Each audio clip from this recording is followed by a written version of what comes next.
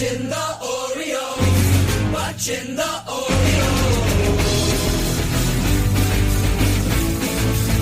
watching the Orioles, watching the Orioles.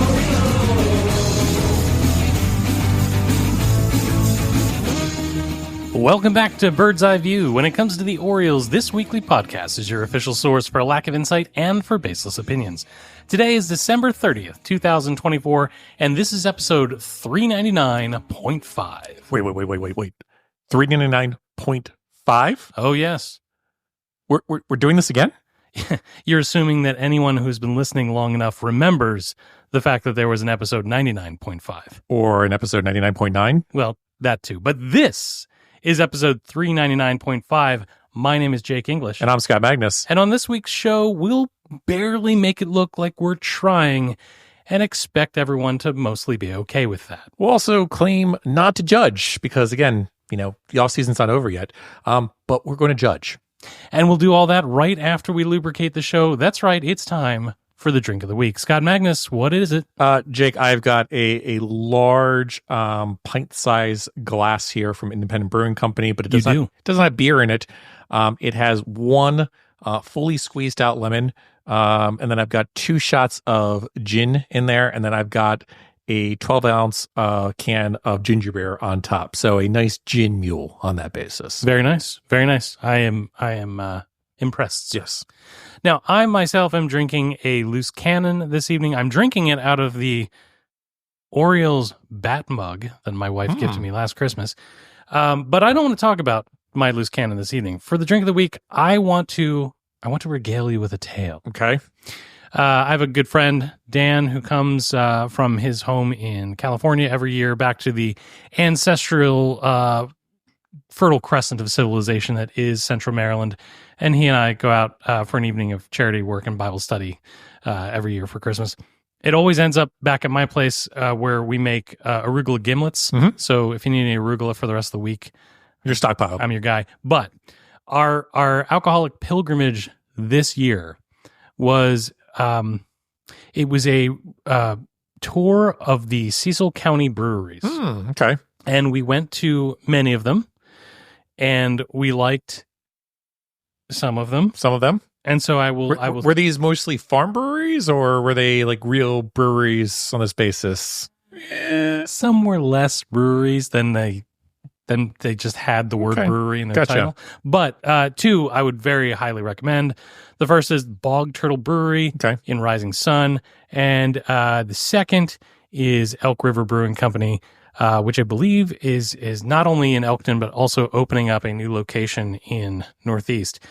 I've been spending an inordinate amount of time in Cecil County. Cecil Tucky? Yeah. My kid now plays baseball up there, and so after having basically never crossed the bridge... You're familiar with that bridge? I'm familiar with the bridge. So, which bridge are you familiar with? All of them.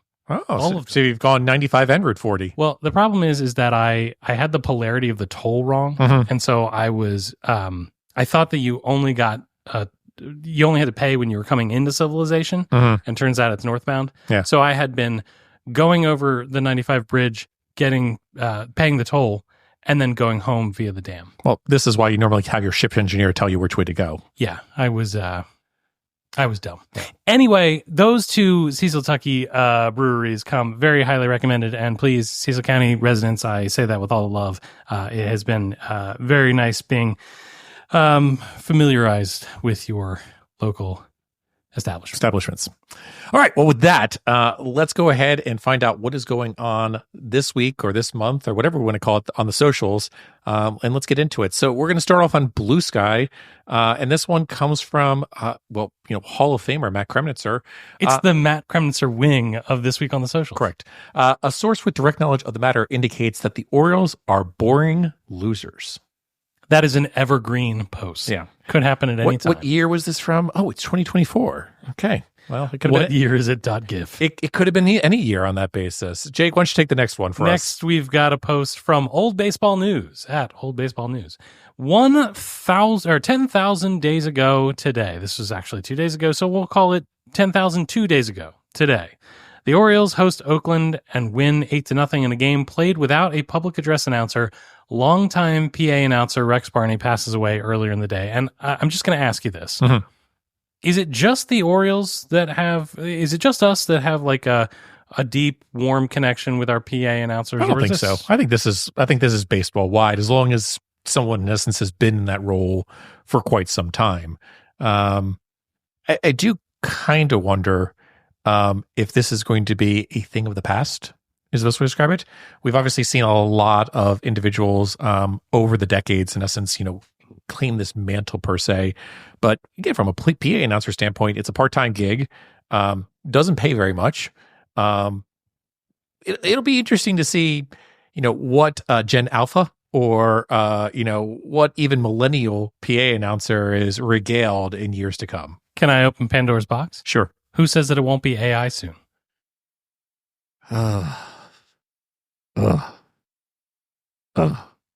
They won't have to pay anybody. Yeah.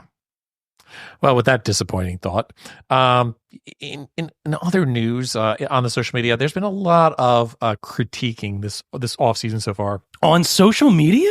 Imagine that. On the manner of contracts and deferred money. In Orioles social media? I mean, this is such a travesty that is going on right now, and it's a brand new thing that currently is occurring for the first time ever. No team ever has ever done this, but this comes from Codified Baseball. Chris Davis will continue to receive his deferred money from the Baltimore Orioles for the next 13 years. He will get $9.16 million in 2025, $3.5 million per year in 2026 through 2032, and $1.4 million in 2033 to 2037. My favorite fact of the Chris Davis contract is that Chris Davis will be paid by the Orioles until my oldest child is 30. That's awful. That is wild. That's awful. So I was just talking about Chris Davis in a different context the other day. I was talking to somebody who works in a hospital. He's staring at you over your shoulder. He really is.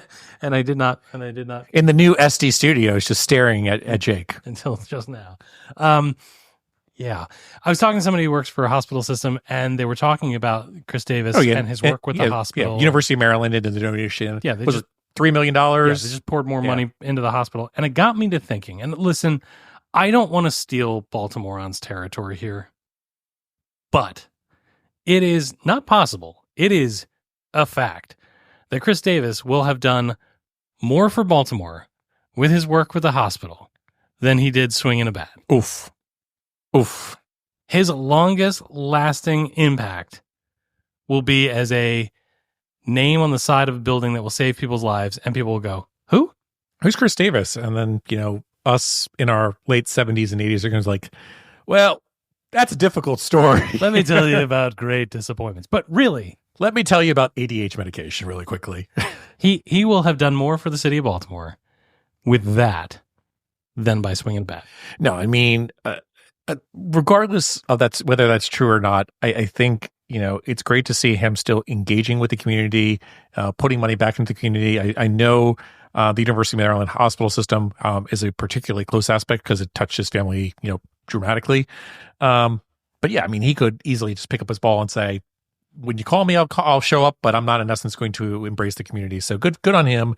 I always like seeing Chris Davis out and about on that basis. Look, he's a residential good guy. I mean, I know it fell apart, but I mean, he's a good guy. We crap on him pretty hard on this show for the lack of production and for all the money that we're paying him. But when it matters the most, what matters the most? Yeah, he's got it. And to be fair, our writers crap on us too for that aspect. They pay us a bunch, and we do very little on that basis.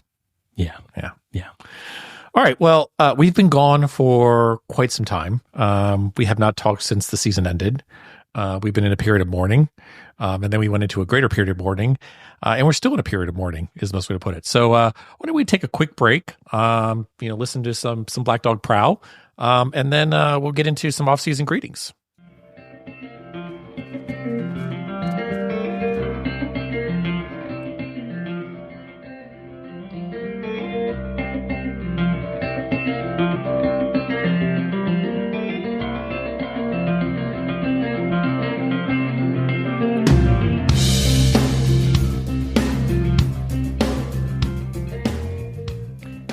Well, Scotty, it's the off season, whether we like it or not. It's happening. And so I think we've got to go around all of the big stories in the offseason. I mean, the absolute bombshells that the Orioles have provided us, the things that excite us as baseball fans, the things that bring us hope, the things that bring us joy. And I want to start with an old friend. What do you want to start with first? Oh, how about The Wall Part 2? Ooh. Right-handed Boogaloo. Oh. So this is the announcement by the Baltimore Orioles to, in essence, say, hey, the Great Wall of Baltimore may have been, slightly bigger than we wanted it to be. We're going to again bring it in a little bit. We're going to shrink it down a little bit. And we're going to make it potentially easier for right-handed batters to, in essence, hit a home run. The left field wall is going to experience some shrinkage.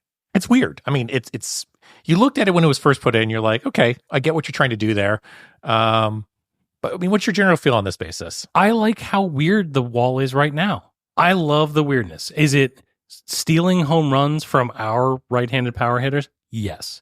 Is it absolutely absurd? Yes. But Scott, baseball is wonderful in the fact that it's weird. By the way, I'm going to play some music for Trial Hoppus, by the way, while we're talking about this. Let's do it. I love the weird. And so the fact that they're going to a little bit unweird it, not cool. It's still weird because, again, you're moving it in slightly, you're reducing the height, but then you're just going to leave the gap between the seats. So, at what point does someone fall into this chasm that is between the wall and the seats? It's going to happen sooner rather than later, right? Here's the thing that someone's going to reach over and fall, right? No, we don't do that here. That's New York. Okay. I mean, I guess if you think about it, you look at the bleachers, there is a gap there as well. Mm-hmm. Nothing bad per se has happened. Yeah, unless you count Mike Trout on his commercials. Yeah, exactly. But general impression of this standpoint, I mean, it's going to cost a good amount of money. Well, here's the funny thing about this. When they did the original work on the wall, they got basically a credit to their rent to do the work. Yeah. And this time, the state of Maryland was like, no, you guys pay for this one. You guys messed it up the first time. We're not paying for it the second time on this basis. So we can't afford, apparently, anything else. Spoiler alert, we're going to complain about it, the fact that we're not buying anything else. We can't afford anything else because we're buying a wall. This is our free agent acquisition, everybody. Be excited. I am excited. I will say this. I will miss the absolute weirdness of the left field area.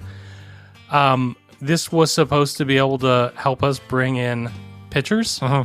And if now we're saying, well, we need to bring in right-handed hitters, okay, sure, whatever. I mean, yeah.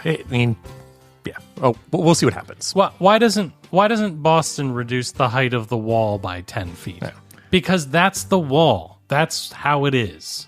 Well, I mean, it's weird. It's notable. It's here. I mean, the reason Boston doesn't reduce the wall is specifically because of the lyrics of the song is to keep the poor out, basically. But that's a whole nother matter. I am waiting for the lyrics to kick in. Oh, there is no lyrics. This is just instrumental because I like not to get sued on that basis. But, this also comes from the musical Hadestown, which, again, pretty much is like Fenway Park on that basis as well. So, all right. So I'm not a big fan of the change of the wall. Let's talk about some of the other, again, just earth-shattering. The Orioles signed Tyler O'Neill, which, I mean, let's not bury the lead. It's fine. I mean, it's fine. It's fine. I mean, again, let's go through his numbers from last year with Boston. Again, he's coming off a career in St. Louis, a 1-year deal with Boston, but again, 241 average last year, 336 on base percentage, so slightly higher than some of our other hitters.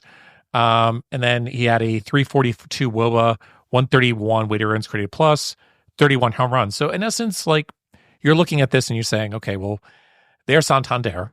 That's your replacement for Santander. He's got a little bit better OBP than Santander, but he still hits the ball really freaking hard. Wicked hard. But again, not switch hitter. And again, a right-hander. I find it, coming back to our previous, segment, I find it absolutely hilarious that the Orioles had to show him the new wall drawings before he signed. I mean, really? For Tyler O'Neill? For Tyler O'Neill? Okay. So a 3-year deal, but in reality, there's an opt-out after year 1 So we'll see. If he has a great year, he's not coming back. If he has a terrible year, guess what? You're stuck with You're him. stuck with him. So, yeah, it's going to be a fun experience. It'll be interesting because he's going to play in Camden Yards and Fenway and, Yankee Stadium, and he's going to have to face the AL East pitching. So, will he do as well? Because the thing is, my memory, and again, I apologize, I looked at the stats briefly earlier in the week, but my memory is he had like one really good year in St. Louis, and that was it. So I don't know. I mean, I guess this is just the price that you pay now for the sheriff, but yeah. So I mean, he had when he was in St. Louis at the age of 26, he had a 5.3 WAR year, good for a 143 rated wins squared plus. Again, defensively, he's pretty good on this basis. I always get concerned with moves like this because again, you look at it and you're like, okay, you're getting rid of Santander, you're going to get Snyder in. On paper, it looks like a good move. Or we'll call it a lateral move, not even a good move. I think back to Travis Snyder. Oh, jeez, don't do that. And I think back to this podcast, and we're looking at the numbers for Travis Snyder and being like, well, he hits the ball really hard, and you take a look at his exit velocity and the ball distance in play, and like that could play Camden Yards. And I think we're saying the same thing about Travis Snyder. It's like, yeah, that could play in Camden Yards, and this could work out really well. But man, it's tough to move away from a known thing. Not only is it tough to move away from a known thing, you can't look at this move in a vacuum. Mm-hmm. And you can't look at it in a vacuum without comparing it to Santander, which comes with the emotions. Yeah, right. Absolutely. And a clutchiness of it. Oh, I mean, Santander may not be a great, we'll call it WAR player, but again, if you look at the moments and the ability for him to, in essence, hit in clutch situations. And again, how reproducible that is a whole nother matter. But, Santander had moment upon moment in his career here, and he's not gone. He could still technically come back, but more than likely, this is it. Look, if he was gettable, he'd be back already. Sure. And the thing is that he is Juan Soto light. Mm-hmm. Every team that was in the market for the big bat is now considering him. Sure. And the Orioles are not going to compete with that. Yeah. They're just not. So, yeah, if nobody else wants him, but somebody else is going to want that for what he put together. The only thing I can think of is, maybe the market doesn't realize where he wants it to be. And maybe he says, I'm willing to take a 1-year deal and I'm going to go right back into free agency. And I will not have a qualifying offer attached to me, so I don't have to, in a sense, be owed a draft pick. I think it's really tough to give up a draft pick for someone like Santander. I think the moment that O'Neill's signature I on agree. The page, yeah, Santander was gone. Yeah, and clearly he was gone well before that, and the rest of us just didn't know about it. Listen, depression and denial go hand in hand for me. I know. Put it so. And the worst part is that, I mean, we were just joking about Chris Davis, who's looking at me from your wall. Yeah, smiling. But yeah. And the Orioles are a little bit between a rock and a hard place, right? Are they going to do another Chris Davis deal, or are they going to let another Nelson Cruz happen? Sure. And those are really the only two options. He's not going to go sign somewhere. And what are you going to do with else. Kjerstad? Is Kjerstad ever going to get his plate appearances? Yeah, I completely agree. So Tyler O'Neill, he's here for at least a year. Buckle up. Yeah. Buckle up. We'll see what happens. And again, like, it's fine. It's fine. It's fine. I'm not mad about it, but I'm not excited about it. It's very May. Tomoyuki Sagana. Yeah, the pitching signing of the offseason per se. Let's face it. This is an odd one. It's really difficult to determine how a 35-year-old, Japanese player from the NPB, that is a soft tosser with low 90s and basically command is going to do in Major League Baseball. He throws off speed more than 50% of the time. He has 6 pitches. I'm not saying it's going to be bad, but I'm also not saying it's going to be great. I mean, I look at this signing and I say, great. This is depth at the back end of your rotation, but that's about it. I mean, let's look at it. His ceiling is a 4, maybe a 3.5. I agree. And his ceiling, rather, is a 4 rather than a 3.5. His floor is like, a useful bullpen arm. Yeah. Let me ask you this question. This is going to get controversial really quickly, but welcome to Bird's Eye View. Let's hypothetically say we came into this all season, and let's say John Means was completely healthy, free agent, and you could have Tamayoki. Who would you rather have on this team? Well, again, because of the feels. John Means. But is there really any difference between the two? Well, yeah. I mean, there is a resume. There's a resume. You're right. Yeah, there's a resume because one's a Major League Baseball pitcher. The other one is an MPB pitcher on that basis. But, I mean, Sagano has played in like the World Baseball Classic before. Yeah. I mean, that's the kind of way that I'm thinking of it is like he's a back-end rotation starter who may pitch a gem every once in a while, but he's probably your John Means replacement. Yeah, I mean, I think he's a number 4 pitcher, and those guys have value. Sure. And apparently that value is $13.5 million. But I think that's a fair number, honestly. Yeah, like I don't think that's a ridiculous number. I mean, I think you're paying $10 to $15 million for anybody at the back end of a starting rotation at this point. Sure. And again, you look at this and you're like, okay, fine. Would have loved him 4 or 5 years ago, but like 35. This is a classic example of if this is a thing, it's great. Mm-hmm. If this is the thing, trouble. Yeah. This is, like I said, this is a weird one. I don't have a huge issue with it, but the age and the soft tossing standpoint, specifically in the AL East, it concerns me. All right, let me be incredibly unfair. Yeah. Do you remember the fanfare with which Koji entered town? Yeah. And how did that work out? Well, I mean, he got a World Series. You wound me, sir. Are we still talking about Hadestown? We are indeed. All right, let's, speaking of Hades, let's talk about Gary Sanchez, the Orioles' new backup catcher. And look, it's easy to say, who cares? We're talking about a backup catcher here. But you clearly saw with the really awful second half that Adley Rutschman had last year, and with Brandon Hyde's attempts to keep Adley, as unbanged up as possible, that the backup catcher is going to get some reps. But here's the thing, Scotty. Gary Sanchez caught only 28 games in 2023. I think he was in like 89. I think he 89 games, but 89 a lot games. As a DH. Yeah. So what is he going to be doing in Baltimore? Because if you look at what he did in 2023, those are not DH numbers, my friend. No, they're not. I don't know. I really don't. Like, I look at the Gary Sanchez signing, and I see someone that I think the Orioles are excited about, the exit velocity and maybe mentoring a little bit, but he was not on my list of backup catchers to target. Yeah. Like, not even close.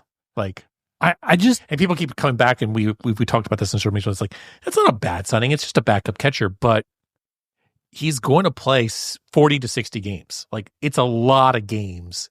I don't know. I don't know how many games McCann played last year, but I feel like it was way more than that. I feel like McCann played 60 plus games at catcher. I'll pull it up really quickly, but I'm almost positive. Yeah, at catcher, but he also DH'd. He also DH'd a lot, which he probably shouldn't have.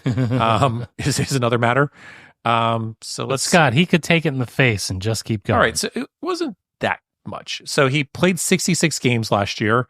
Really? And he caught, pulling it up because, again, we are really prepared here.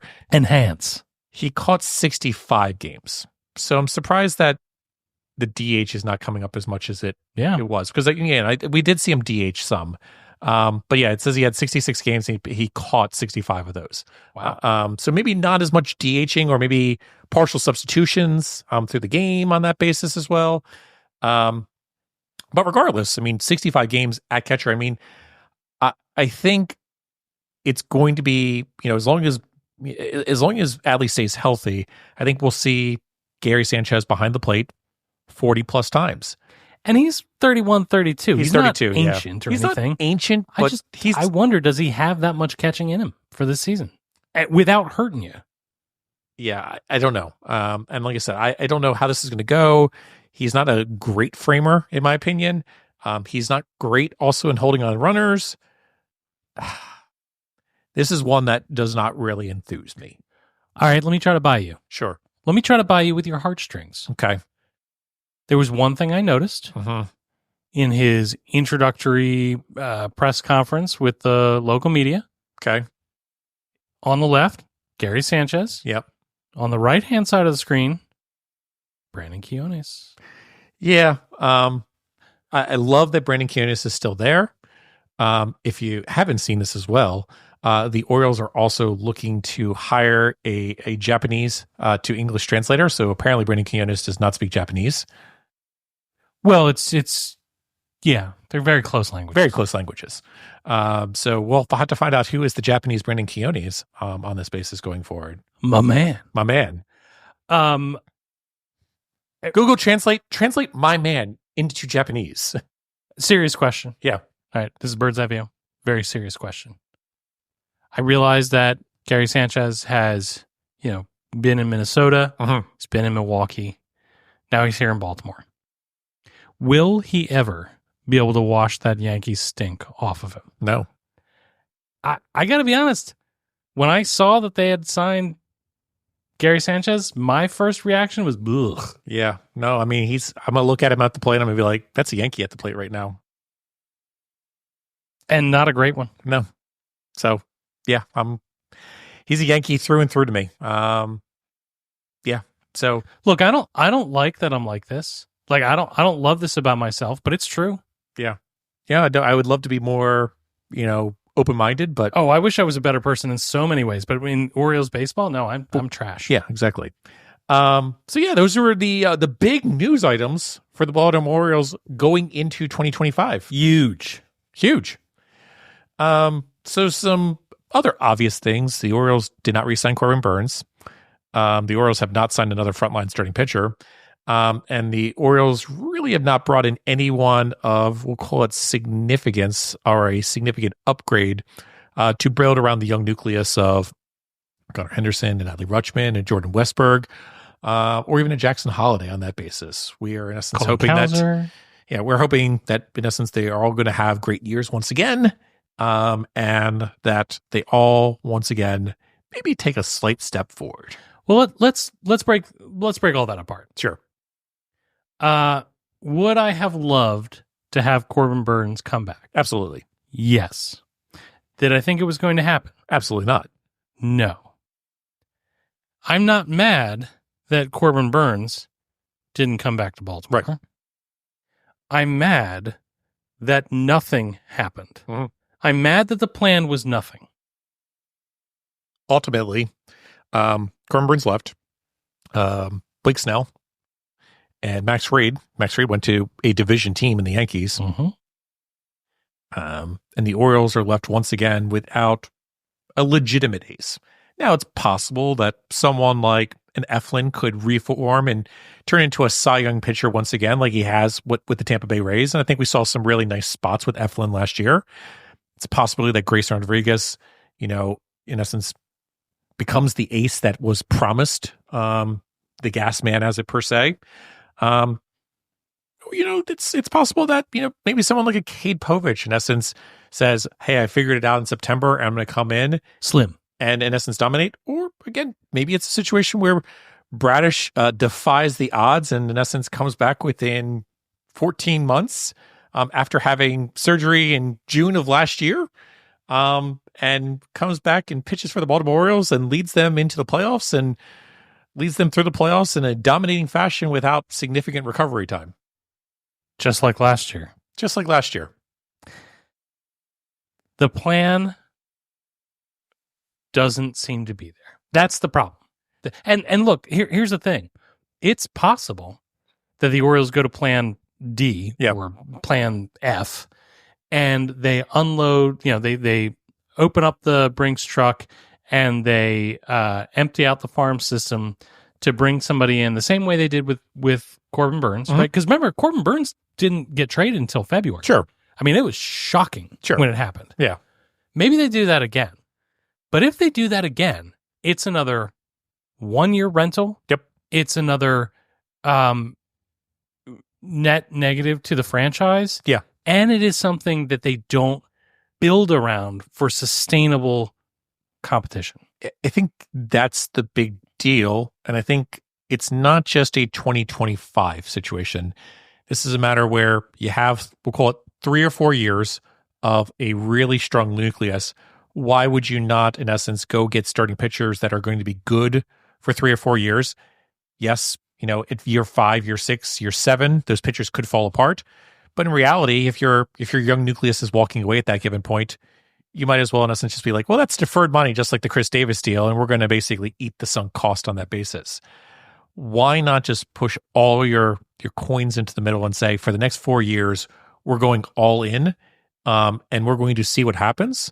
And then at the end of that 4 years, we're going to try to re-sign our pitcher, our some of our nucleus, probably not all of our nucleus, but some of our nucleus.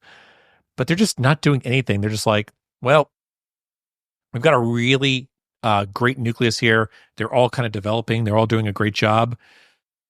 But we're afraid that if we do something and it doesn't work, that we're not going to be able to re-sign that nucleus in the future. All right. So you said something on the interwebs that broke my heart. Yeah. And made me think. Mm-hmm. And I'm paraphrasing here, so you can feel free to correct me. But basically, you said until they do something, they're not they're not trying to win a World Series. No, they're trying to get to the playoffs. Is the best way to put it. So was this the Mariners GM? I think it might have been the Mariners GM a few years ago, and I think we torched him pretty. But he said the goal is to win 87 games every single season in order to get to the playoffs. And if you win 87 games, then you're not overachieving, but you're not underachieving, and you get to the playoffs, and anything can happen. Partially, that's true. We've seen that before happen, where in essence, wildcard teams have got in to the playoffs, gone ham, as it were, and won the World Series. But you can't look past, teams like the Dodgers, even teams like the Yankees, who, again, have not won a World Series. But it makes it so much easier to, in essence, spend money in order to put yourself in a better position. Let's look at last year. Let's look at the Kansas City Royals. The Kansas City Royals went out and spent $100 million to supplement their young core team. And by doing so, they swept the Baltimore Orioles out of the playoffs and did a pretty nice job. Almost, went to the ALCS on that basis. Look, I get it. I understand if the Orioles don't want to spend a significant amount of money. I mean, they are going to spend more money this year than they were last year. Last year, they were at, I want to say it was $96 million, might be $98 million. Yeah, but that's just inflation. That's not effort. This year, it's at $137 after arbitration, after everyone that they've signed. So it has gone up. However, this team should be able to spend $150 to $170 million easily, is the best way to describe it. I put out a tweet and basically it's like, if you look at the Orioles, they're still not spending the same amount of money as they did in 2016, 2017, and 2018. I know that the Orioles kind of overspent in those years, but there's no reason why the Orioles can't be spending, above $150 million. So if Corbin Burns or a starting pitcher cost $30 to $35 million, let's call it $35 million, that would have raised our market cap to $170 million. Perfectly fine. No issues whatsoever. Like you can make a profit at $170 million payroll in this market, is the best way to put it. You can't be $300 million, but you can be $170 million payroll and still make money in this market. Here's the thing that I've been wrestling with since then. I want to go back to 2011. 2011, Jake was a different baseball fan. He was desperate for relevance. He was desperate for just having a shot. He was desperate for just being in the mix because his team had been a laughingstock for 14 years. Right.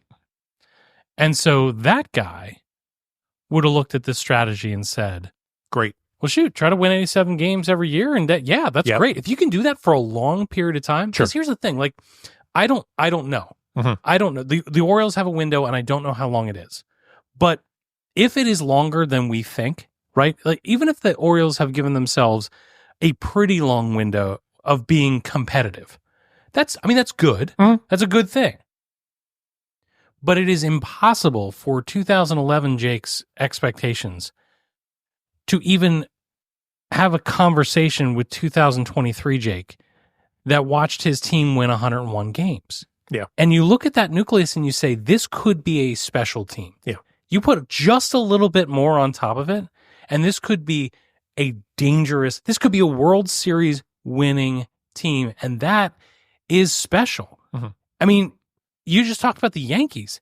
The Yankees have spent more money than most countries' GDP on baseball players and haven't won since 2009. Right. A World Series is precious. And we have the assets to do most of that. Most of it. Again, you're never going to be the Mets. You're never going to be the Yankees. You're never going to be the Dodgers. I mean, players-wise. Oh, players-wise, we have the assets to do most of it. We just need a little bit more. And I think that's the big thing. Like you talk about, okay, if you want to make this sustainable, I think that's great. But I think you have to do similar to what the Royals did, which is they said, we've got a top 5 baseball player in Major League Baseball on our team at this moment in Bobby Witt Jr. The Orioles have a top 5 baseball player in the organization in Gunnar Henderson. We are going to go all in at this given time because even if we wait around for another 5 years and we, in essence, grow prospects and develop them, we are never sure if we're ever going to have another top 5 player like this, of this talent at this moment. We had it during the Buckle Up Birds era with Manny Machado. And then obviously when he left, the rebuild happened. So there is no guarantee that there is a Manny or a Gunnar waiting in the wings at this given moment. Your probably best bet at this moment is Samuel Basallo. But is he going to be that good?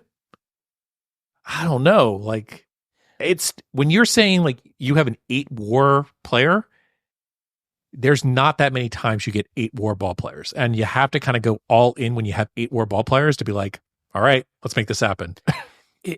You talk about moments in history, right? When you get an 8 WAR player, that is a moment in history, but we are also fighting history. If this was a team that had a really long window of competition, of being competitive, a window where hey, it's a crapshoot, anything might happen, that would be okay if this team had won a World Series in the last 10 years. Yeah. That would be okay if a fan base had tasted anything near success in a lifetime. But it's been 40 plus years. Yep. And with respect to the new ownership, and everybody's joking, oh, meet the new boss, same as the old boss, blah, blah, blah, blah. They knew exactly what they were buying into. Yeah. They were buying into a 40-year problem in Baltimore. Yep. And that problem is continuing now. And so, look, I'm not saying the sky is falling. I'm not saying this team sucks. I'm not saying this team as it's constructed is not going to go anywhere. Look, they could make the playoffs again. And then once you're in the playoffs, who knows? Yeah. What I'm saying is they're not doing the things that increases the chances. Correct. I've said this in the past. We if you want to win, you make surefire moves, and then you make a bunch of insurance moves in case those things fall. And all we're getting is a little bit of the insurance, and it's not good enough to make your best effort. We're not getting anybody's best efforts to win. We're getting the Orioles pretty good. We tried. Yeah. So again, you look at the Orioles, and there's still a good chance they're going to make the playoffs next year. Yeah. However, you can't look at this team right now and say this team is better as constructed right now than it was last year. You are hoping, you're praying that people, in essence, show up, develop, and exceed what was expected of them in order to do better than you did last year. You do get folks back like Felix Bautista, but again, you lose out on folks like Kyle Bradish once again. So we're going to see what happens. But man, like you said, not putting some money in to get some insurance for a few extra wins, we'll see how successful it is. It's almost being too cute for cute's sake. Hope was a method in 2018. I get that the realities are different now, but hope is not a method for 2025. It can't be. It can't be. And the team has done everything right. The team has done everything. Everything else is right. Like except spend money. Development, perfect. Drafting, perfect.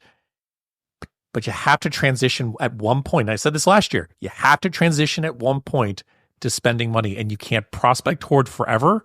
You have to know when to hit the switch. And this is a commentary that was brought up both on Elias and Sigmadell of sometimes they're a little bit, they like what they're doing and they like their prospects. And this came out of the whole, Astros book that came out. They've got to show something to the fans. It doesn't even have to be a big splash. Like, again, go sign a 3-year deal. Go sign a 3-year deal with a pitcher. I don't know. Like, Tyler Neal's not it, though. Like, no. Tyler Neal's not it, especially with an opt-out on that basis. And there are a lot of people lighting their torches and grabbing their pitchforks on the interwebs, and I'm not that. Like, I'm not that guy. What I will say, though, is, and this is a comment that you made last season after the offseason ended abruptly, which was they're sending us messages as fans. Mm-hmm. Are we receiving it? There are a lot of fans that pour their time and their treasure into following this ball club. And what motivation do they have to continue to do that at the level of enthusiasm that they have? Yeah. And by the way, like, there was a time when the Orioles needed every fan that they could possibly get to walk through the door. And then they became successful enough that they didn't really need those fans. Yeah. And so the perks of being a season ticket holder, a Birdland member, started to wane. And I'll bet you there are a lot of Birdland members that are like, what am I doing? Yeah. What am I doing this for? I think that's going to be, I think a lot of folks, including us, really bought in at the end of last year. Is like, okay, we get it. We understand what's happening. New ownership's here. We're going to show, we're going to commit. If you're going to show, we commit. But again, just like Tyler and Neal, I think that if the Orioles don't commit soon, there may be a lot of fans that are opting out and in essence saying, hey, we're still going to follow the team. We're still going to root for the team. But maybe I don't spend $1,500 in a given year. Maybe I back that off and say I'm only going to spend $500 per team. That's going to have a dramatic impact on how this team and organization is run in the future on that basis. So going to be interesting. So we're super excited and super rosy about this offseason. Look, anything can still happen. Like you said, there can be trades that are done. Things can still happen. But you've painted yourself into a corner a little bit. And by doing so, if people don't want to play with you, you're going to be in a really interesting predicament, at least for the first half of the season. At the trade deadline, anything can change again. But that's going to be a long time on that basis. Well, Scott, I feel like we've said a lot here. And we appreciate everyone listening. And part of me wonders, who are we to judge? Good question. And I want to take a quick break and come back and maybe examine that question.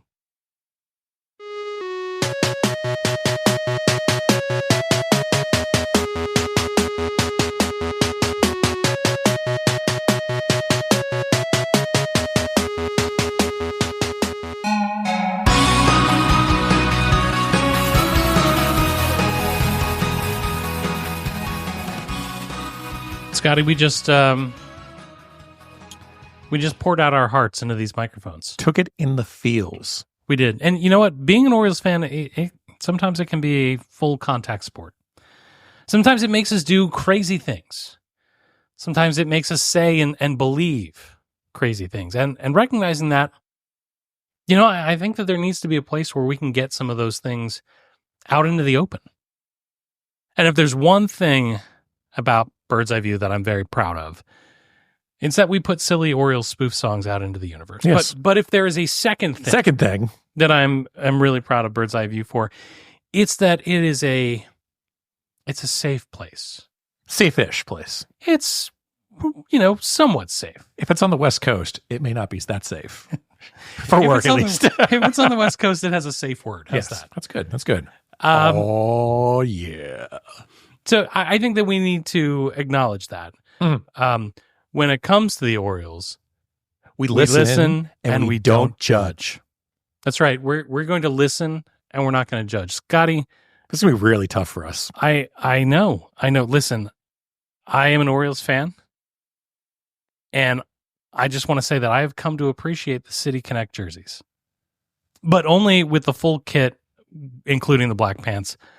I think it looks very weird with the white pants. It's a sometimes food. I want the City Connect jerseys back, but I want all or nothing. You want it all black? I do. Okay. Makes sense. Do you know why? What is that? Because we listen and we don't judge.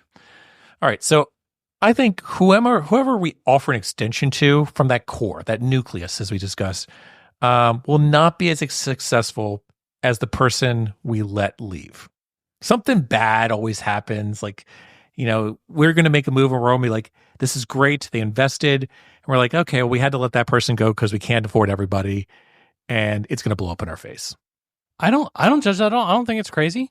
We just talked about Chris Davis and Nelson Cruz. Yeah. Of course we will. This is Baltimore, gentlemen. This is Baltimore, gentlemen. Of course. Yeah. Of course. And do you know what else?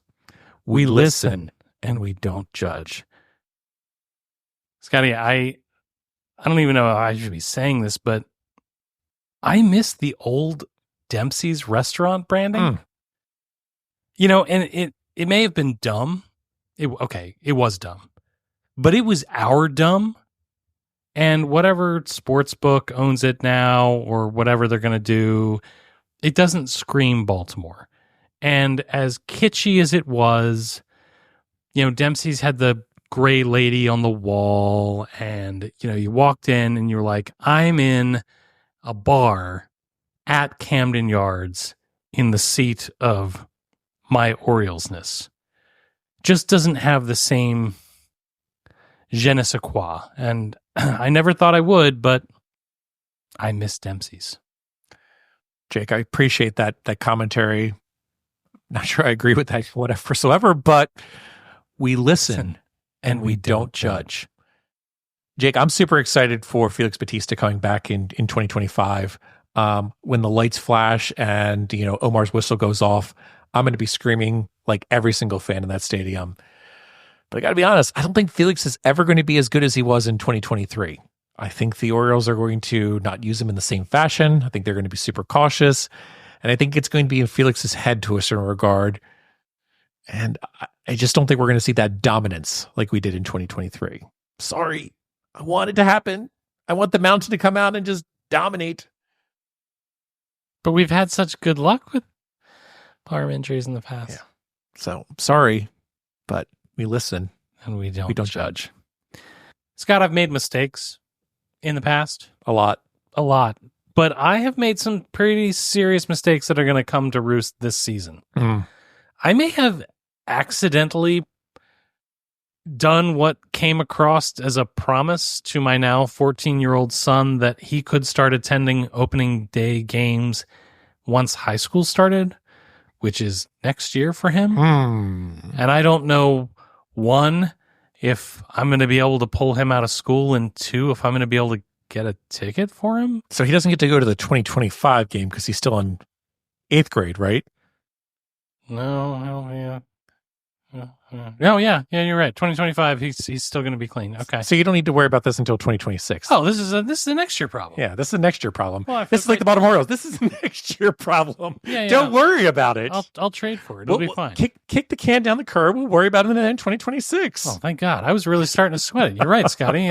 He is an 8th grader. Yeah. Yeah. Fantastic. Okay. You're in good shape. I appreciate you listening, and I appreciate that you don't judge. I don't judge. Exactly.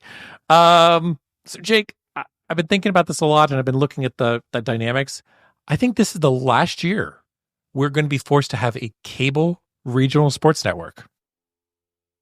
Go on. I think we're going to get streaming services next year.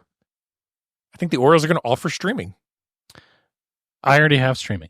I understand that, but like you don't have to buy the streaming packages per se. You can just be like, hey, I'm going to spend $20 a month and just get Orioles streaming by itself, along with Cowboy Monkey radios, along with darts, all the other lovely massing content. But you'll be able to, in essence, cut the cord per se for real. I would love to know what the ratings for Masson, and of course Masson too, are outside of ball games. It's got to be like 0.01. It's got to be like the only people watching are Buffalo Wild Wings. I don't even think I think Buffalo Wild Wings is like, hey, we've got DirecTV. We can go to any station we want. I can't imagine anybody in a bar is watching Masson. It's off season. So you think this is the last year? I think this is the last year. Well, I think they went to Greg Bader and said, you have 1 year and then we're cutting the cord per se. You'll still run it, but in essence, we want to turn this really into a streaming service going forward. Listen, I hope the Orioles are listening. I cannot wait for you to teach your dad how to use streaming services. Oh, my dad's going to run circles around me. Okay, sounds good. It's Sarah's dad around for a little bit. But I hope he's not listening and judging. But let's say let's keep it on the download because again, we listen and we don't judge. We talked about the arms, Scotty. We have name checked Kyle Bradish several times in this particular show. I fully expect that Kyle Bradish will have a major setback and not return to the Orioles until mid to late August at the earliest. Jake, I'm going to go one up on you. I don't think we see Kyle Bradish at all next year. I want to be wrong so bad, but I just feel it in my bones. I would love to see Kyle Bradish come back in that August timeframe again. June surgery, 14 months is August. Like, that's the best timeline in the world. They keep saying mid-season. Yeah, okay. And I would feel better about it if we had a backup plan. How's that going? Trevor Rogers. Yeah. It's going Trevor Rogers. Hey, listen. We're going to listen to this. I'm judging. And we're going to try not to judge. All right, so this is a little contentious. I'm going to probably get yelled at for this one. I think Pickles is overrated. You shut your mouth when you're talking to me. I think Pickles is overrated. I think the beer prices and the alcohol in a can is way overpriced. I don't understand the allure of standing elbow to elbow on this basis. It's not my scene anymore. I don't get it. And I don't know if I ever really truly got it. But maybe that's just my introverted nature. But I think Pickles is overrated. I think there's a lot of other better establishments to go to in the local Baltimore area. And I think Pickles is, in essence, a tourist trap. What if I told you were both entirely correct and woefully incorrect? That's fair. That's fair. I think welcome to Bird's Eye View. I think that a lot of the things that you just said were spot on. But I also want to go back to sometimes food. Mm-hmm. Pickles is too much a lot of the times. Sometimes it's just right. Mm-hmm. And I got to tell you, I've been to Pickles plenty of times when there was almost not a soul in the building. We've been there many a times when there's nobody there. And it is the right place at the right time with the greasiest of foods. Mm. I've also been there at times, not many, but times where the crowd is lubricated. Mm-hmm. I am lubricated. Our love of Orioles baseball is keeping us warm. Mm-hmm. And I'm there to celebrate with my people. Mm-hmm. And that has its time and its place. I will say that now that we are Orioles podcasting elder statesmen, that maybe the time and place is fewer and further between than it used to be, but it still has its value. But it's overrated value. I appreciate you listening and judging very slightly. Just a bit. All right. This is my last. And so I'm here to tell you, we listen and we don't judge. Mm-hmm. I think the Albert Suarez magic is over. Ooh, Big Al? Big Al. Look, I love Big Al. Big Al energy. I'm all for it. But I think the fairy tale has come to an end. So you think it's over? I think it's over. Do you think he gets into the starting rotation this year? No. You think he's just a long man? I think he's a pen man. Do you think he's released? I hope not. Okay. Here's the thing. I think the magic is over because we need him. Okay. That's a good point. Although we needed him last year for many instances, and the magic never quite went away. Yeah, but you only get that once. Yeah. You only get that once. It's true. This is, again, we're Orioles fans. We're not meant to be happy. Yeah. All right, so my last one. Brace yourself for this one. This is me. I'm clenched. I'm fully clenched. You should definitely be fully clenched for this. Jake, in my opinion, if Pet Sounds did not come out, the Beatles would not be as good as they were today. Turn the podcast off right now. You and I are going to go outside. It's going to be 3 rounds. That's going to be ugly.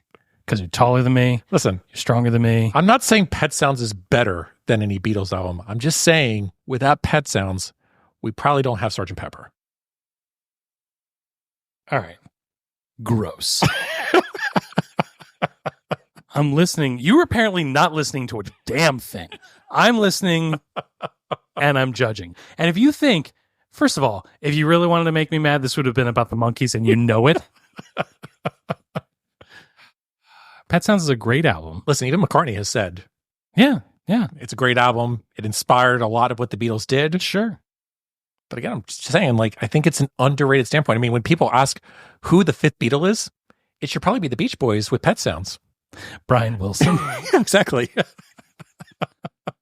All right, well, we tried to listen without judging, and Scott ruined it. Please, let us know, what are the things that you think people should listen to without judging? Please reach out to us on social media, wherever it is that you get your social media jollies. We're at Bird's Eye View BAL, wherever it is that you are. We listen and we don't judge. Tell us what it is. We're going to take a quick break. We're going to blow the save and try to get out of here.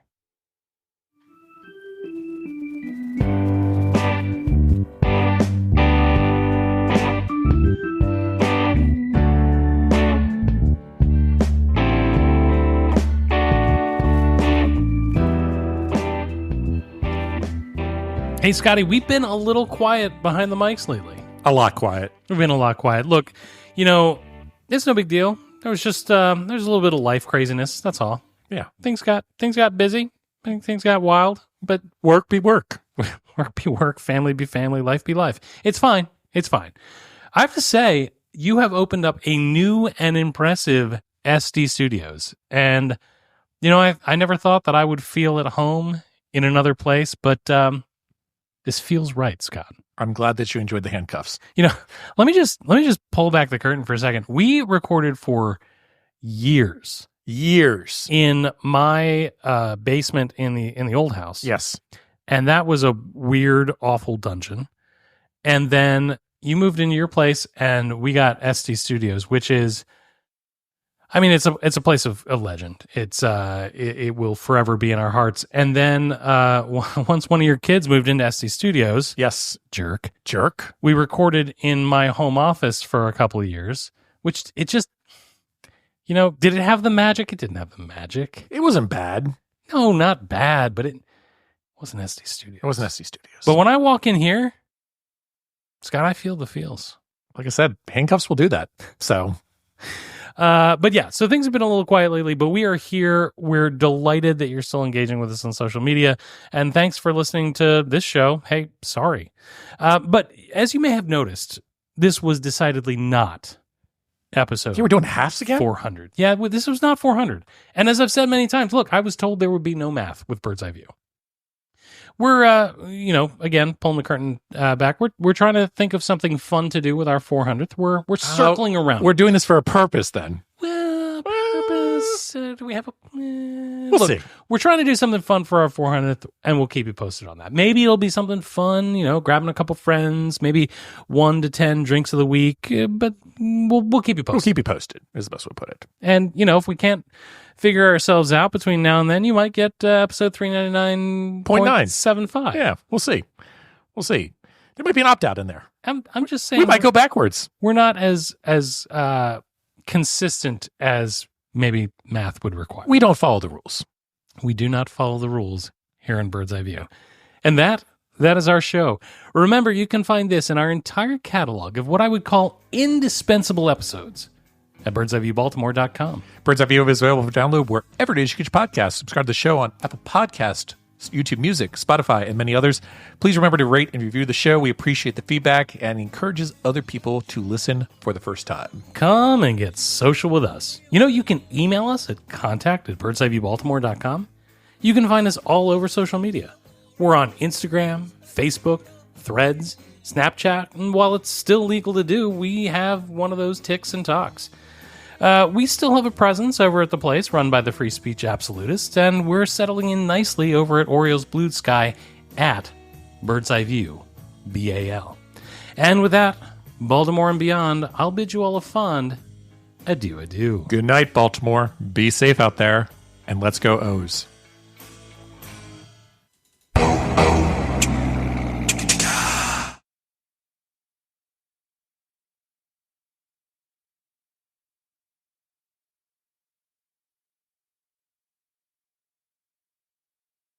You're still here?